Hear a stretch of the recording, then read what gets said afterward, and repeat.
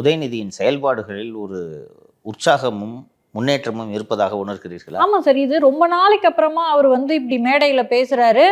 எங்கேயுமே 21 பேசினார் கடைசியா. செங்கலை தூக்கி தெரிஞ்சு அதேதான். தம்பி வந்த தெம்பு, தம்பி வந்து விட்டார். தம்பி குறிஞ்சி இல்லத்தை நிர்வாகத்தை கையில் எடுத்துக்கொண்டார். அண்ணன் டெண்டர்லாம் நான் பார்த்துக்கிறேன்னு நீ போனேன் அப்படின்னு சொல்லிட்டு லண்டனில் தலைமறைவாக இருந்த அந்த காலகட்டத்தில் வரவேண்டிய டாஸ்மாக் வசூலை எல்லாம் திருப்பி ஒழுங்காக கணக்கு கொடு என்று கேட்டு வாங்கி கொண்டிருக்கிறார். இந்த நிர்வாகங்களை தம்பி பார்த்து கொள்வதால் உதயநிதிக்கு ஒரு புதிய உற்சாகமும் ஒரு புதிய தெம்பும் கிடைத்து அந்த அடிப்படையில் உதயநிதி வீறு கொண்டு மேடையில் பேசி கொண்டிருக்கிறார் என்று நாம் புரிந்து கொள்ளலாம். சரி, இந்த உதயநிதி அவர்களை இந்த மாதிரி தெம்பாக பேசுகிறாருன்றதை நாம் பார்க்குறோம். உதயநிதி துணை முதல்வராக்கிட்டாங்க. அண்டு திராவிட முன்னேற்ற கழகத்தின் முக்கிய அணியான இளைஞர் அணியின் செயலாளராக திரு உதயநிதி அவர்களை ஆக்கியிருக்கிறார்கள். ஏன் இந்த ஓரணியில் தமிழ்நாடுன்ற கேம்பெயின் எதிலுமே உதயநிதியின் முகம் இல்லை என்று யோசித்தீர்களா? ஓரணியில் தமிழ்நாடு அந்த கேம்பெயின் பார்த்தியா? அட்வர்டைஸ்மெண்ட்டு யார் படம் இருக்குது? ஸ்டாலின். உதயநிதி ஃபோட்டோ எங்கே? ஸோ அவங்கள தானே சார் முதலமைச்சர், அவங்கள தானே முகமாக வச்சு தேர்தலை சந்திக்கணும்னு நினைப்பாங்க. இப்போ நம்ம பிஎம்கேல பார்க்குறோம், அப்பா மகனுக்கான போட்டி இருக்குது. திமுக எப்பவுமே அந்த மரபே இல்லையேங்க சார்? இந்த மரபு இல்லை, அந்த போட்டின்றது அங்கே கிடையாது. அங்கே போட்டியே கிடையாது. சொல்லாமலே அடுத்தது இவர் தான் என்பதனால்தான் துணையாக்கி இருக்கிறார்கள். ரைட்டா? இன்னொன்று, எப்படியும் டிரான்சிஷன் பண்ணி நீங்கள் துணைக்கு பிறகு இணை முதல்வர்லாம் கொடுக்க முடியாது. சீக்கிரமாக இவர் முதல்வராக போகிறீங்க. ரைட்டா? இப்போவே நீங்கள் அவருக்கு முதல்வருக்கு சரிசமமாக இவரை ப்ரொஜெக்ட் பண்ண வேண்டுமா வேண்டாமா? கருணாநிதி இருந்தபோது ஸ்டாலினையும் முகத்தையும் சேர்த்து தானே பிரச்சாரம் செய்தீர்கள். 2016 சட்டப்பேரவை தேர்தலில் கருணாநிதிக்கு நிகராக ஸ்டாலினின் படம் இருந்ததா இல்லையா? 2016 மற்றும் 2019 ஆகிய 2 தேர்தல்களிலுமே முக ஸ்டாலின் மற்றும் கருணாநிதி ஆகிய இருவரது படங்களும் பயன்படுத்தப்பட்டன. இருவரும் சமமாகவே மக்கள் முன்னிலையில் நிறுத்தப்பட்டார்கள். அண்டு 2016 நமக்கு நாமே திட்டத்தை 15 நமக்கு நாமே திட்டத்தை எடுத்து சென்றதே ஸ்டாலின் தான் இல்லையா? அப்படி இருக்கும்போது இந்த ஓரணியில் ஸ்டாலின் என்ற அந்த விளம்பரத்திலோ உங்களுடன் ஒருவன் என்ற அந்த விளம்பரத்திலோ ஏன் எதிலையுமே உதயநிதி படம் இல்லை? ஏற்கனவே அவங்க சட்டமன்ற தேர்தலை சந்திக்கும் போது கூட பிகே சொல்லி இருந்தாரு, உதயநிதி அவர்களை முன்னிலைப்படுத்தினீங்கன்னா வாரிசு அரசியல் அப்படின்ற ஒரு விஷயம் வரும், அது திமுகவுக்கு பின்னடைவா இருக்கும்னு. ஆனா அப்போ கூட அவங்க பிகே என்ன சொன்னாலும் சொல்லிட்டு போட்டோம், நம்மளோட தமிழ்நாடு அப்படின்னு சொல்லிட்டு, நம்ம மக்கள் அப்படின்னு சொல்லிட்டு அவங்க உதயநிதி அவர்கள் தேர்தலை எதிர்கொண்டு எம்எல்ஏ ஆனார். எம்எல்ஏ ஆனவரை அடுத்து மந்திரி ஆக்குறீங்க. மந்திரி ஆக்கினவரை துணை முதல்வரும் ஆக்கிட்டீங்க. அப்போது பிரச்சாரத்தில் ஏன் உங்களுக்கு துணையாக வைத்துக் கொள்ளவில்லை என்பதுதான் உங்களிடம் கேட்கும் கேள்வி. சார், கட்சிக்குள்ள எதுவும் பிரச்சனையாக இருக்குமா? கட்சிக்குள்ள பிரச்சனை இல்லை சொல்கிறேன். இந்த வியூக வகுப்பு நிறுவனங்கள் அத்தனையும் கலந்து பேசி ஆராய்ச்சி செய்து உதயநிதியை 2026 தேர்தலுக்கு பிரச்சாரத்தின் முகமாக முன்னிறுத்தக்கூடாது. முன்னிறுத்தினால் உதய் வந்தால் ரதீஷ் வருவார், ரதீஷ் வந்தால் விக்ரம் ஜோஜு வருவார், விக்ரம் ஜோஜு வந்தால் ஆகாஷ் பாஸ்கரன் வருவார், இவர்கள் வந்தால் போதை வியாபாரம் வரும், இவர்கள் வந்தால் துபாய் வரும், லண்டன் வரும், டாஸ்மாக் ஊழலும் வரும். அதனால் தம்பியே இந்த இடத்துல முன்னிறுத்தக்கூடாது என்று இந்த வியூக வகுப்பு நிறுவனங்கள் அறிவுறுத்தியதன் பேரில் தேர்தலின் முகமாக முக ஸ்டாலின் அவருக்கு மக்கள் மத்தியில் நல்ல மனுஷன் என்ற இமேஜ் இருக்கிறது. அந்த இமேஜையே நாம் பயன்படுத்துவோம் என்று அந்த அடிப்படையில் இவர்கள் இந்த ஒரு உதயநிதியை துண்டை கழட்டி விடணும் அப்படின்னு சொல்லிட்டாங்க. இதுக்கு அடுத்த கட்டமாக என்ன ஆகிறது என்றால், இந்த வியூக வகுப்பு நிறுவனங்களே சிஎம்முக்கு தான் நல்ல இமேஜ் இருக்குது. ஸோ சிஎம்மோட நல்ல இமேஜை வச்சே நம்ம 24 தேர்தலை சந்திப்போம். ஸோ இந்த மாதிரி சிக்கல்கள்லாம் வரும். ஸோ இளைஞரணியோட செயல்பாடுகளையே வெறும் பிரச்சாரம்னா அவங்க தனியாக பிரச்சாரம் பண்ணிக்கணும். சிஎம்மோடு சேர்ந்து இளைஞரணி, அது பேரண்ட் பாடியோடு சேர்ந்து இளைஞரணி செயல்படுகிறது என்று ஒரு இம்ப்ரெஷன் மக்களுக்கு வந்துருச்சுன்னா எதிர்கட்சிகளுக்கு இது வசதியாக போயிடும். பாருங்கள், அவர் உதயநிதி யாருன்னு தெரியுதா? கூட ரத்தீஷ்னு ஒரு தம்பியை வச்சுக்கிட்டு இருக்கிறாரு. டாஸ்மாக் ஊழலுக்கு முக்கியமான காரணம் இப்போது ஓய்ந்திருக்கிறது. இப்போ கோர்ட்டு வெக்கேஷன் முடிஞ்சு கோர்ட்டு இன்று உச்சநீதிமன்றம் திறக்கிறது என்று நினைக்கிறேன். அமலாக்கத்துறை போய் இந்த ஸ்டேயை வெக்கேட் பண்ணுறதுக்கு உச்சநீதிமன்றத்தை அணுகி ஒருவேளை ஸ்டே வெக்கேட் ஆகிடுச்சுன்னா திருப்பி இதெல்லாம் பேசுபொருளாகும். அதற்கு நாம் எதிர்கட்சிகளை இதை பற்றி பேசுவதற்கு, உதயநிதியை இதில் சிக்க வைப்பதற்கு நாம் இடம் தரக்கூடாது. அப்புறம் அமலாக்கத்துறையோட வாக்குமூலங்கள் வெளியே வரும். விசாக நாங்கள் அமலாக்கத்துறைக்கு கொடுத்த வாக்குமூலம் மினிஸ்டர் உதயநிதியோட அலுவலகத்துக்கு நானும் டாஸ்மாக் அமைச்சர் திரு முத்துசாமி அவர்களும் போய் விவாதம் செய்த போது முத்துசாமி தான் இந்த முத்துசாமி அவர்களிடம் உதயநிதி இந்த தம்பிக்கிட்ட எல்லாத்தையும் ஒப்படைச்சிருங்கன்னு அவர் தான் ரத்தீஷ் கிட்ட கை காமிச்சு விட்டார். அதனால தான் நான் தம்பியிடம் டியர் தம்பி என்ற அனைத்து செய்திகளையும் பகிர்ந்தேன் என்று விசாகன் அவர்கள் பேசிய இந்த வாக்குமூலங்கள் வெளியே வரும். இப்போ இதுக்கு பதிலாக யாராவது ஒருவரை இவரோட தளபதி என்று ஒருவரை நீங்கள் கூட சேர்த்து அறிமுகம் செய்ய வேண்டும். ஆனால் உதயநிதியை தவிர வேறு யாரும் வேண்டாம் என்று நினைப்பில் கட்சி தலைமை இருக்கிறது. நீங்கள் உள்ளபடியே உதயநிதிக்கு நிகராக திருமதி கனிமொழி அவர்களை இவர்கள் பயன்படுத்தலாம் தானே. இந்தியாவை பற்றி விளக்குறதுக்கு வெளிநாட்டுக்கே பிஜேபியே திமுகவில் இருக்கக்கூடிய கனிமொழியை தான் தேர்ந்தெடுக்குது. திமுகவில் எத்தனை எம்பி இருக்காங்க? 10-12 எம்பி இருக்காங்க, 19 எம்பி இருக்காங்கன்னு நினைக்கிறேன். மாநிலங்களவையெல்லாம் சேர்த்தா 20 எம்பிகளை தாண்டி இருக்கிறார்கள். அவர்களில் வெளிநாடுகளுக்கு போய் இந்திய திருநாட்டை பற்றி உலக அரங்கில் பேசுவதற்கு சரியான நபர் திராவிட முன்னேற்ற கழகத்தில் இருக்கக்கூடிய திருமதி கனிமொழி என்று பிஜேபியே தேர்ந்தெடுக்குது. உங்கள் எதிரி கட்சிக்கே தெரியுது. ஆனால் நீங்கள் உங்களுக்கு துணையாக கூட வச்சுக்க மாட்டேங்கிறீங்க. நாளைக்கு கட்சியை கைப்பற்றிட்டாருன்னா அந்த ரிஸ்க்கெல்லாம் நீங்கள் எடுத்து தாங்க அவனை ஆட்சிக்கு வரணுமா வேணாமா? அப்போ உங்களுக்கு துணையாக யாருமே வேண்டாம். சரி, அப்போ உதயச்சந்திர படத்தை போட்டு நீங்கள் விளம்பரம் பண்ணுங்கள், அவர் தாங்க ஆட்சியை நடத்துகிறாரு 4.5 வருஷமா என்று சொல்லுங்கள். ஸோ இவர்களுக்கு இருக்கக்கூடிய இந்த குழப்பம் புரிகிறதா? இதனால் தான் உதயநிதியை முன்னெடுத்தல. திரு இபிஎஸ் அவர்கள் பிரச்சாரம் பண்றாரு, ஒவ்வொரு நாளும் ஒவ்வொரு கேள்வி எழுப்பிக்கிட்டு இருக்காரு. அந்த கேள்விக்கெல்லாம் உதயநிதி அவர்கள் தானே சார் பதில் சொல்லிட்டு இருக்காரு. இது இவராக அண்ணே நீங்க பதில் சொன்னீங்கன்னா தானே உங்களை பத்தி விவாதிப்பாங்க என்று பின்னால் உதயநிதி பின்னால் இருக்கக்கூடிய வியூக வகுப்பாளர் திரு சுனில் கனுகுலு அவர்கள் சொல்லி இவரா சொல்றாரு. ஒரு விஷயத்தை புரிஞ்சுங்க. பெண் நிறுவனமோ, ஷோ டைம் நிறுவனமோ, பஸ் அண்ட் சார்ட்டர் நிறுவனமோ, உளவுத்துறையோ உதயநிதிக்கு பணியாற்றவில்லை என்பதை புரிந்து கொள்ளுங்கள். இதனால் தான் உதயநிதி தனக்கென பணியாற்றுவதற்காக சுனில் கனுகுலுவை தேர்ந்தெடுத்து நியமித்திருக்கிறார். அடே நீ பதில் சொல்லுனேன், அப்போ தானே பாரு இவருக்கு எடப்பாடிக்கு சரியான பதிலடி அப்படின்ட்டு நம்ம இதை நியூஸாக வர வைப்போம். அவங்க என்னென்ன நம்மளை ஒதுக்குறது, நம்ம போய் உட்காந்து போன நடுவில் எப்படி ஒதுக்குறாங்கன்னு பார்ப்போம் என்று சுனில் கொடுத்த ஐடியாவின்படி இவர் இப்படி பேசுகிறார். சார், இன்னைக்கு காலையில் எடப்பாடி பழனிசாமி அவர்கள் பிரஸ் மீட் கொடுத்திருந்தாரு. அதில் வீடு தோறும் முதல்வர் திட்டம் அப்படின்றதுல அரசு ஊழியர்களை பயன்படுத்துறதா குற்றச்சாட்டு வச்சிருந்தார். அது என்ன சார்? அது வீடுதோறும் முதல்வர் இல்லை, உங்களுடன் ஒருவன், உங்களுடன் ஸ்டாலின். ஓரணியில் தமிழ்நாடு, அது தனி இது தனி. இதுதான் குழப்பமே இங்கே, புரியுதா? ரெண்டையும் ஒரே நேரத்தில் பண்ணி மக்களையும் கன்ஃபியூஸ் பண்ணுறாங்க, இவங்களையும் கன்ஃபியூஸ் பண்ணுறாங்க. நெறியாளருங்க, புது நெறியாளர் சொல்லவே வேணாம். இப்போ பல கன்ஃபியூஷனு. இப்போ சொல்லு, ஓரணியில் தமிழ்நாடு, அடுத்தது மக்களுடன் ஸ்டாலின். இந்த மக்களுடன் ஸ்டாலின் என்பது மக்களுக்கான நலத்திட்டங்களை செயல்படுத்தக்கூடிய ஒரு ஸ்கீமு. இது அரசு திட்டம். இன்றைக்கி எடப்பாடி கரெக்டாக புஷ்டார், எப்படி ப்ளே அவுட் ஆகுதுன்னு பார்க்கலாம். இது மக்களுக்கான அரசு திட்டம்.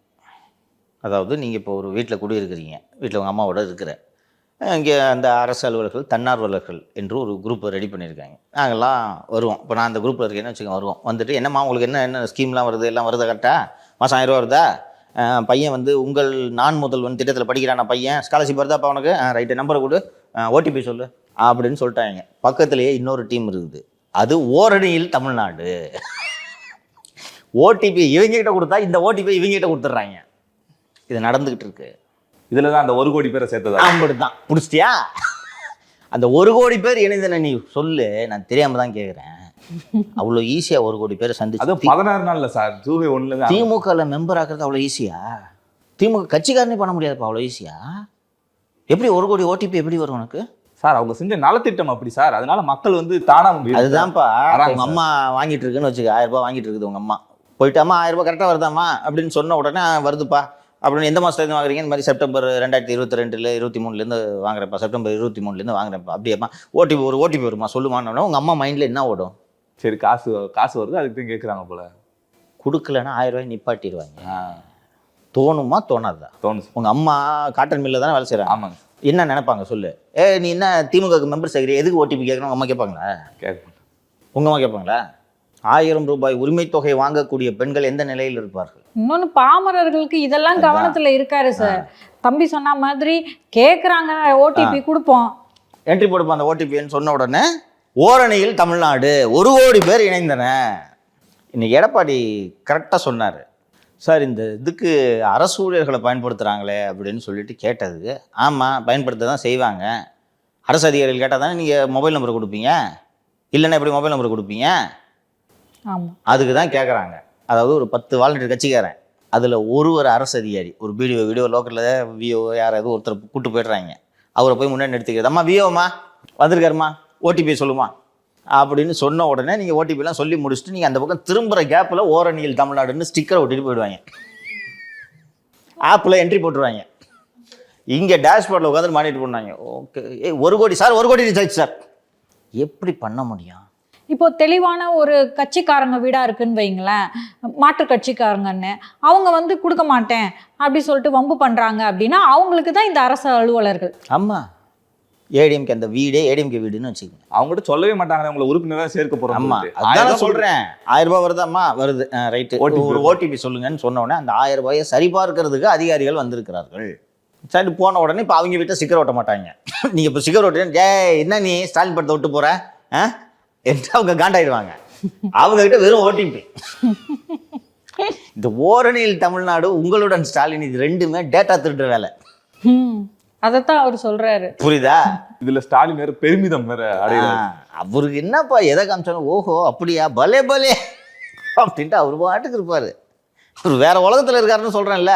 பட் இது வந்து நெகட்டிவ் தானே சார்? யாருக்குன்னா திமுக காரங்களுக்கு 1 கோடி இருக்காங்க போல இருக்கு, நம்மளுக்கு 1 கோடி ஓட்டுகள் வந்துடும் அப்படின்னு நம்பிட்டு இருப்பாங்க.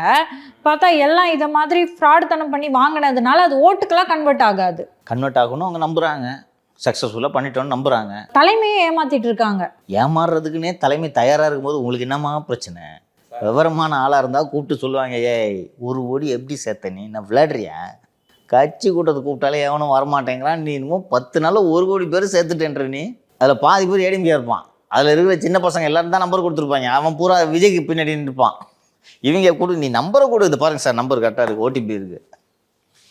இன்னொன்று கூடுதலாக ஒரு பழனிசாமி இன்னைக்கு சொன்னது, இந்த நம்பரெல்லாம் வாங்கி அவங்க ஐடி விங்க கொடுத்துருவாங்க அப்படின்னாரு. இதுதான் இதில் முக்கியம்.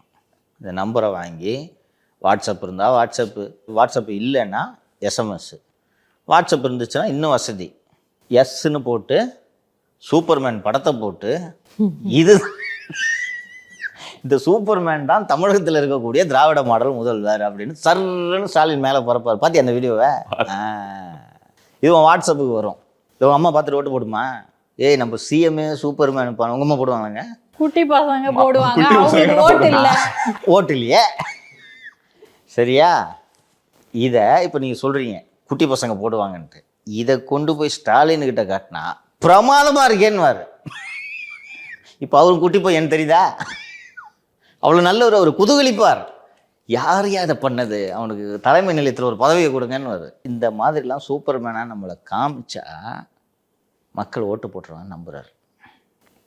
யோசிச்சு பாருங்கள், நீங்கள் சீஃப் மினிஸ்டர் ஆகிட்டீங்க, இந்த ஜிம்முக்கு போய் செய்கிறதுன்றதுலாம் உங்களோட தனிப்பட்ட விஷயம், புரியுதா? இந்த பாடி பில்டிங்க்குன்னே ஜிம்மு செய்கிறவங்க அவங்க ஷோ பண்ணிக்கிறதுக்கு விரும்பிக்குவாங்க. இப்போ இந்த கட்ஸ் வந்துருச்சு பாருன்ட்டு காமிச்சிட்டு அதை டிஸ்பிளே பண்ணுறதுக்கு விரும்புவாங்க. இப்போ நான் பண்ணுறதை நான் வெளியில் காமிச்சிக்கிறதுக்கு விரும்ப மாட்டேன். நான் தப்பாக வேறு பண்ணுவேன்னு வச்சுக்கோங்க, இதை எடுத்து பார்த்தானே சிரிப்பாங்க. இதே மாதிரி தான் இந்த ஸ்டாலினோட ஜிம் வீடியோ ஒன்று ஆரம்பத்தில் வந்தது. மேலேருந்து ஒரு புள்ளி இப்படி இழுக்கணும், அதை இழுக்கிறதுக்கு பதிலாக பெஞ்சு மேலே காலை வச்சு அவர் ஏறுறாரு, அது கூட போகிறாரு. பாத்தியா ஜெயபிரசாதா? அப்போது ஒரு முதலமைச்சரை இப்படியெல்லாம் படம் எடுக்கிறதுக்கு முதலமைச்சரை அனுமதிக்கக்கூடாது. கரெக்டாக அவர் என்ன நினச்சிட்டாருன்னா, இந்த படையப்பா படத்தில் தான் அந்த சீன் வரும்னு நினைக்கிறேன். ரஜினி சட்டையை கட்டின உடனே அப்பாஸ் வாட் அ மேன் அப்படின்னா, ஸ்டாலின் என்ன நினச்சிட்டாருன்னா நம்ம இந்த ஜிம்மு வீடியோ பார்த்துட்டு வாட் அ மேன் அப்படின்ட்டு ஓட்டு போட்டுருவாங்க நம்புறாரு. அதனால இந்த சூப்பர் மேனை அவருக்காக தான் பண்ணியிருக்காங்க. சொல்லியிருப்பாங்க போல் சைதா, இப்படி பண்ணீங்கன்னா மகளிர் ஓட்டு ஃபுல்லாக உங்களுக்கு விழுகும் நம்பியிருக்காரு. இது உண்மை. நான் இவரை கிண்டல் பண்ணுறதுக்காக நான் இதை சொல்ல, என்ன நடந்துக்கிட்டு இருக்குன்றதுக்காக நான் சொல்கிறேன். எடப்பாடி பழனிசாமி இப்படி சூப்பர் மேனாக போட்டான்னா கூப்பிட்டு அந்த ஐபேடிலே மண்டை என்ற டே நான் விவசாயின்னு ஊர் பூரா சொல்லிட்டு இருக்கேன், நீ சூப்பர் மேனு சுப்பாத மேனுன்னு சொல்லிட்டு இருக்கிற என்று இவர் ரசிப்பார். புரியுதுங்களா? அதனால தான் டிசைனாக கொஞ்சம் யோசிச்சு பாருங்கள். போயிட்டு டிசைனாக இப்படி கோட்டை போட்டுக்கிட்டு ஒரு ஃபோட்டோ, இப்படி கையை கட்டிக்கிட்டு ஒரு ஃபோட்டோ. எடப்பாடி அந்த தப்பு பண்ணார். குழிப்பணி அறுத்து ஃபோர்க்கு வச்சு குத்தின்னு இருக்க ஒரு ஃபோட்டோ இருக்குது, பார்த்துருக்கிறீங்களா? ஃபாரின் போயிருக்கும்போது தான் சொல்கிறேன். அவர் உஷாராயிட்டார். அதுக்கப்புறம் இந்த வேலையெல்லாம் போட்டு, தம்பி நான் வேட்டி சட்டையில் இருக்கிறேன், இந்த வேலையெல்லாம் வச்சுக்கிறேன், கையில் தின்னுக்கிறேன், குழிப்பணி சொல்லிவிட்டார். இவர் இன்னும் இதை செய்து கொண்டு இருக்கிறார். இவரோட மைண்டை புரிஞ்சுக்குங்க. இப்போ நீங்கள் சொன்னீங்க சார் இது ஏமாற்றிக்கிற மாதிரி இல்லையா சார், 1 கோடி பேருன்ட்டு நீங்களே உங்களை சொல்லி ஏமாத்தணும். அவங்கள ஏமாற்றிக்கிறதுக்கு இல்லை, முதல்வரை ஏமாத்துறதுக்காக இந்த வேலை செய்கிறாங்க. அண்ணே அந்த இப்போ 10 கோடி ரூபா வாங்கியிருக்காருமா ராபின் சர்மா, ரைட்டா? ஏய் என்னையா கிழிச்ச நீ வாங்கின 10 கோடிக்குன்னு கேட்டால், இதை பாருங்க ஓரணியில் தமிழ்நாடு 1 கோடி 1 கோடி என்று சிஎம்கிட்ட சொல்லலாமா? பரவாயில்லப்பா 10 வாங்கின 10 கோடி கரெக்டாக பண்ணியிருக்காங்க வேலை, அவன் வேலையை செஞ்சுட்டான்ட்டு. ஓட்டு நம்ம தானே போடணும், அன்னைக்கு வச்சுக்கலாம் கச்சேரியை. சார் ஆக மொத்தம் இது முதலமைச்சர்கிட்ட கணக்கு காட்டுறதுக்காண்டி தான் இந்த இது நடக்குதே தவிர செய்கிறதுக்கு ஒன்றும். ஆமாம்ப்பா, உங்ககிட்ட பணம் கொட்டி கிடக்குது, செலவு பண்ணுறதுக்கு நீ ரெடியாக இருக்க. உன்கிட்ட இந்த மாதிரி குரலி வித்தை காமிச்சா நீ இந்த துட்டை எடுத்து என்கிட்ட கொடுப்பேன்னு எனக்கு தெரியுது. குரலி வித்தை காட்டுறேன், நீ கொடுக்குற. யாருக்கு பிரச்சனை?